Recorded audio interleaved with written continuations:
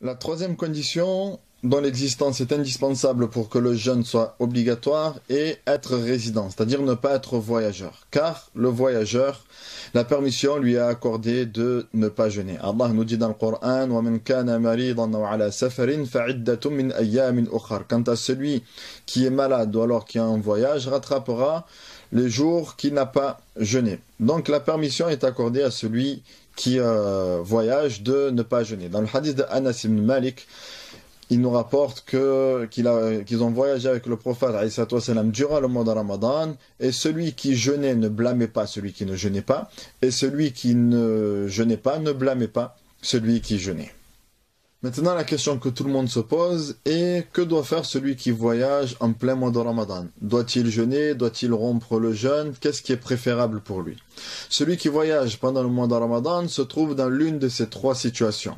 Soit le voyage pour lui est facile, et le fait de jeûner en étant en voyage pour lui est facile, soit le fait de jeûner en étant en voyage est pénible pour lui, soit le fait de jeûner en étant en voyage est insupportable.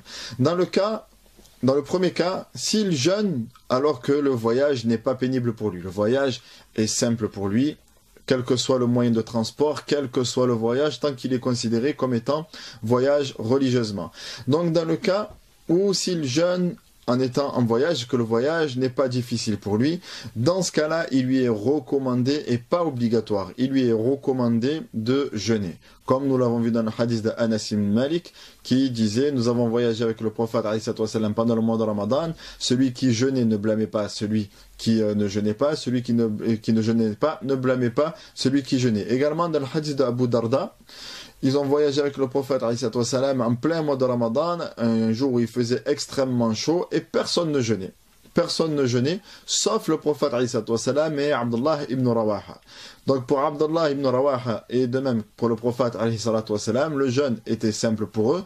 Pour les autres, le jeûne était pénible, donc ils n'ont pas jeûné ce jour-là, contrairement au prophète. Dans le cas où le jeûne est pénible, si le jeûne est pénible, alors il est détestable de jeûner lorsque le jeûne est pénible. Le prophète nous dit: Laysa min al-birr as-siyamu fi as-safar. Le fait de jeûner en voyage n'est pas un acte de piété. Celui qui jeûne en voyage alors que le voyage est pénible pour lui, ce n'est pas un acte de piété. Celui qui se force quand même à jeûner alors que le voyage est difficile pour lui, qui ne pense pas qu'il se rapproche plus d'Allah qu'un autre, en châtiant sa propre personne. Donc le prophète nous dit: n'est pas un acte de piété, ne fait pas partie de la piété, jeûner en étant en voyage. Le troisième cas est lorsque le jeûne devient insupportable durant le voyage. Alors à ce moment-là, il est permis de rompre le jeûne. Et dans le hadith, le prophète a rompu le jeûne alors que le jeûne devenait difficile. Le prophète l'a rompu, et certains ont refusé de rompre le jeûne. Alors le prophète a dit: Ulaïka al-ussat, ulaïka al-ussat. Voilà ceux qui désobéissent à Allah, voilà ceux qui désobéissent à Allah. Question: quelles sont les conditions qui permettent aux voyageurs de ne pas jeûner? Ces conditions sont au nombre de 5. Et ces conditions, bien sûr, sont propres à l'école, au madhab de l'imam Malik, rahmahullah. Il y a sûrement d'autres avis là-dessus. Et le but de cette vidéo est ne pas d'évoquer plusieurs avis, ni de faire de comparaison entre l'avis d'un imam et l'avis d'un autre. Le but de cette vidéo est simplement évoquer l'avis de l'imam Malik, rahmahullah, sur le sujet. Donc, le voyageur a permission de ne pas jeûner sous 5 conditions. La première condition est que le jeûne soit le jeûne de Ramadan, un jeûne obligatoire de Ramadan. Si ce jeûne-là est une obligation, mais qui n'est pas lié à Ramadan, c'est-à-dire qu'il est un jeûne expiatoire, comme celui qui doit jeûner 2 mois consécutifs, alors à ce moment-là, cette personne-là est tenue de jeûner même lorsqu'elle est en voyage. La permission de rompre le jeûne lorsque nous sommes voyageurs est une permission qui n'est accordée qu'à celui qui jeûne le mois de Ramadan et non pas les autres jeûnes obligatoires. Et pour les autres jeûnes obligatoires, nous les avons déjà évoqués lors de la première vidéo. La deuxième condition est que le voyage soit considéré comme un véritable voyage, c'est-à-dire au-delà de 80 km, tel qu'il est connu dans le madhab de l'imam Malik. Celui qui fait un court voyage, alors à ce moment-là, il ne lui est pas permis de rompre le jeûne.